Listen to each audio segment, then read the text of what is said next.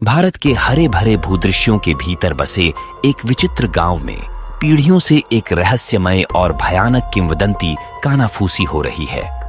यह कहानी एक शापित संगीत वाद्य यंत्र के इर्द गिर्द घूमती है, जिसे वीणा ओन ऑफ डिजायर के नाम से जाना जाता है, जिसके बारे में कहा जाता है कि इसमें एक भयावह शक्ति है जो इसे बजाने की हिम्मत करने वाले किसी भी व्यक्ति के लिए विनाश लाती है।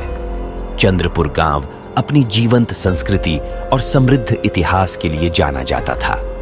यह एक ऐसा स्थान था जहां संगीत और कला का विकास हुआ था और मधुर धुनों की आवाज अक्सर संकरी गलियों से गूंजती हुई सुनी जा सकती थी। हालांकि सद्भाव के इस आवरण के नीचे एक परेशान करने वाला रहस्य छिपा है। कहानी रवि से शुरू होती है, जो एक प्रतिभाशाली युवा संगीतकार है जिसके पास प्रसिद्धि और मान्यता की कभी न मिटने वाली प्यास है। रवि की उंगलियां उनके सितार के तारों पर सहजता से नृत्य कर रही थीं, जिससे उनका वादन सुनने वाले सभी लोग मंत्रमुग्ध हो गए। एक दिन अपने पैतृक घर में एक प्राचीन अटारी की खोज करते समय रवि की नजर पुरानी किताबों और भूली हुई कलाकृतियों के बीच छिपी एक अलंकृत धूल भरी वीणा पर पड़ी। वीणा से रहस्य की आभा निकलती थी और उसकी सुंदरता निर्विवाद थी। रवि की जिज्ञासा उन पर हावी हो गई और उन्होंने वीणा बजाने का फैसला किया। जैसे ही उसकी अंगुलियों ने तारों को छुआ, कमरे में एक डरावनी धुन गूंज उठी, जिससे उसकी रीढ़ में सिहरन दौड़ गई। रवि को पता ही नहीं चला कि वीणा की मंत्रमुग्ध कर देने वाली धुन ने एक दुष्ट आत्मा को जागृत कर दिया था, जो सदियों से उसके भीतर फंसी हुई थी। उस क्षण से अजीब घटनाओं ने रवि के जीवन को त्रस्त कर दिया। परछाइयां अपने आप हिलती हुई प्रतीत हुईं, खाली गलियारों में फुसफुसाहटें गूंज रही थीं और हवा में भय का एक दमनकारी भाव मंडरा रहा था। रवि का एक समय फलता फूलता संगीत कैरियर असफलताओं की श्रृंखला में बदल गया और उसका दिमाग एक जबरदस्त व्यामोह से घिर गया। जवाब पाने के लिए बेताब रवि ने गांव की बुजुर्ग महिला की तलाश की, जो मारियम्मा के नाम से जानी जाती थी, जो प्राचीन किंवदंतियों के ज्ञान के लिए प्रसिद्ध थी।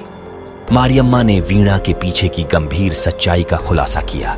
इसे एक प्रतिशोधी आत्मा ने शाप दिया था, जिसे सदियों पहले एक धोखेबाज संगीतकार ने धोखा दिया था और उसकी हत्या कर दी थी। आत्मा का क्रोध अब वाद्य यंत्र पर बंधा हुआ था, जो इसे बजाने का साहस करने वाले किसी भी संगीतकार से बदला लेना चाहता था।